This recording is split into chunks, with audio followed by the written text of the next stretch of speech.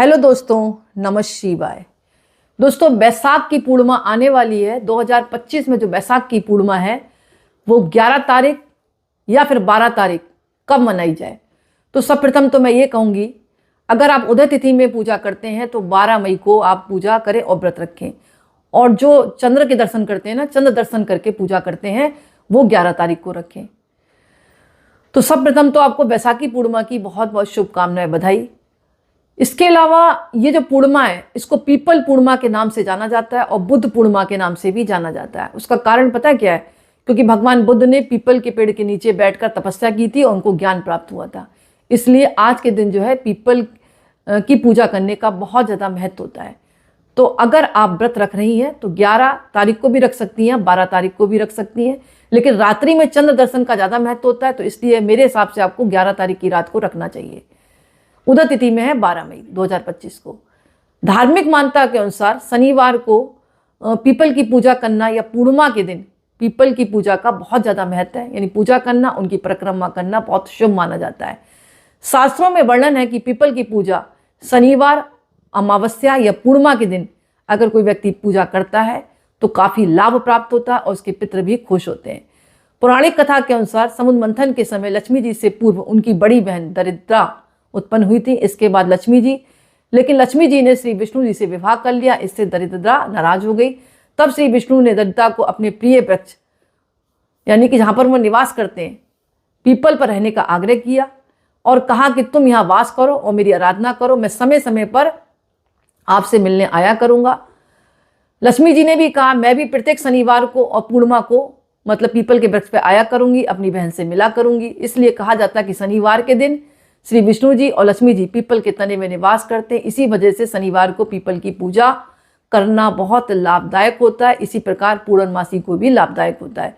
आप दीपदान करें, मीठे जल से उनको सींचें और तेल का एक दिया जलाएं या शुद्ध देसी घी का दिया जलाएं, परिक्रमा करें। अनंत गुना फल की प्राप्ति होती है, भगवान लक्ष्मी नारायण की कृपा प्राप्त होती है, साथ में शनिदेव की भी कृपा प्राप्त होती है। अब सवाल ये उठता है कि इनको सींचे कैसे। सींचने के लिए आप मीठा जल से उनको सींचे, प्रातःकाल स्नान करें, नित्य कर्म अपने जो भी हैं आपके घर के पूजा पाठ करके निपत्त हों। उसके बाद पीपल की जड़ के पास जाए, एक लोटे में जल ले जाएं, उसमें कच्चा दूध डालें, काले तिल डालें, हो सके तो उसमें चावल भी डाल दें, कुछ मीठा शक्कर वगैरह डाल दें और उनकी जड़ों को सींचें। जल अर्पित करने के बाद वहाँ पर जनेऊ चढ़ाएं या बांध भी सकते हैं आप, फूल चढ़ाएं और प्रसाद चढ़ाएं, धूप बत्ती जलाएं, दीप जलाएं। आसन पर बैठ कर या खड़े होकर आप अपने इष्ट देवता, कुल देवता का ध्यान करें और अपने पितरों का स्मरण करें। लेकिन मैं आपको एक मंत्र बताती हूँ, अगर इसका आप जाप करते हैं, अभी हाल में ही बैसाखी पूर्णिमा आ रही है, पर ऐसी बाउंडेशन नहीं कि ये कार्य आपको बैसाखी पूर्णिमा पर ही करना है, सभी पूर्णिमा पर कर सकते हैं आप और शनिवार को करें। मंत्र है इस प्रकार, मूल तो ब्रह्म रूपाय, मध्य तो विष्णु रूपणे, अग्रत शिव रूपाय, वृक्ष राजाय ते नमा, आयु प्रजा धनम धान्य सौभाग्यम सर्व संपदम, देही देव महावृक्ष तुमा मह्यम शरणागत। इस मंत्र को वहां पर आप 11 बार, 21 बार, 51 बार, जितनी बार पढ़ सकते हैं, अपनी समय सीमा को देखकर आप पढ़ें।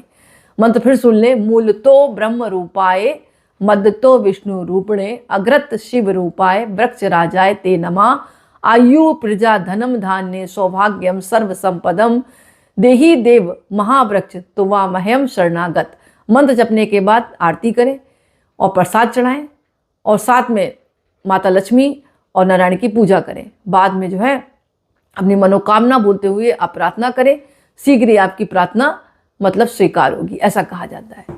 इसके अलावा पृथ्वी पर पाए जाने वाले सभी वृक्षों में केवल पीपल को प्राणवायु यानी ऑक्सीजन को शुद्ध करने वाले पेड़ों में सर्वोत्तम माना जाता है। क्योंकि मैं ये बात इसलिए बता रही हूँ क्योंकि पीपल पूर्णिमा है। पीपल पूर्णिमा अपने आप में बहुत खास है। भगवान बुद्ध ने भी यहीं बैठकर ज्ञान प्राप्त किया था। तो पृथ्वी पर जितने भी पाए जाने वाले सभी वृक्ष हैं, केवल पीपल को ही प्राणवायु यानी ऑक्सीजन को शुद्ध करने वाले पेड़ों में सर्वोत्तम माना जाता है। पीपल ही एक ऐसा पेड़ है जो 24 घंटे में ऑक्सीजन उत्सर्जित करता रहता है, यानी 24 घंटे उत्सर्जित करता है ऑक्सीजन, जबकि अन्य वृक्ष रात में कार्बन डाइऑक्साइड या फिर नाइट्रोजन गैस छोड़ते हैं। इसके साथ ही पीपल को सबसे बड़ा पर्यावरण हितैषी वृक्ष माना जाता है, यानी पर्यावरण हितैषी वृक्ष है ये, क्योंकि पर्यावरण को शुद्ध करने में इसकी अहम भूमिका होती है। इसके साथ साथ इसमें औषधि गुण भी होते हैं। अगर किसी को दमा है ना, तो दमा के लिए मैं आपको उपाय बता रही हूँ, आप करके देखिए, कम से कम 1 महीना यदि पीपल के पेड़ की छाल का अंदरूनी हिस्सा निकाल कर सुखा लें, फिर सुने, पीपल के पेड़ की छाल का अंदरूनी हिस्सा निकाल कर सुखा लें, सूखे हुए इस भाग का चूर्ण बनाकर रख लें। और जिनको दमा है ना, इनको ये शहद में मिलाकर चाटना चाहिए इस चूर्ण को। काफ़ी हद तक श्वास से संबंधित बीमारी होगी वो दूर होगी। इसके अलावा इनके पत्तों को, किसको, पीपल के पत्तों को दूध में उबालकर पीने से दमा रोग को राहत मिलती, मतलब दमा का रोग ठीक होता है अगर दूध में उबालकर पीते हैं। पीपल की पत्तियों को पित्तनाशक भी कहा गया है। जैसे पीपल के पत्ते पर पेट से संबंधित दिक्कतें हैं तो पीपल के पत्ते को मतलब आपको क्या करना, ताजे पत्तों का रस निकाल कर पिए तो पेट से संबंधी विकार दूर होते हैं, काफ़ी हद तक आपको फायदा मिलता है। तो अगर आपको पेट से संबंधित दिक्कतें हैं, जैसे कि पेट में दर्द होता रहता है या कब्जी रहती है, तो पीपल के पत्तों का रस निकाल कर आप पीना चालू कर दें। यह भी कहा जाता है कि दांत बहुत चमकदार होते हैं, ये बात किसी को नहीं पता है। पीपल के वृक्ष की जो टहनियाँ होती है ना, जैसे नीम के करते हैं ना, इससे अगर हम ब्रश करते हैं, मतलब एक तरह से दातुन करते हैं, तो दांत हमारे चमकदार होते हैं, मजबूत होते हैं और दर्द से संबंधित काफ़ी हद तक राहत मिलती है।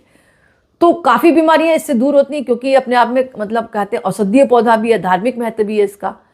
इसके अलावा ये भी कहा जाता है कि माता लक्ष्मी हमेशा पूर्णिमा के दिन, शनिवार के दिन वहाँ पर रहती हैं प्रत्यक्ष रूप से, क्योंकि उन्होंने वादा किया अपनी बहन से।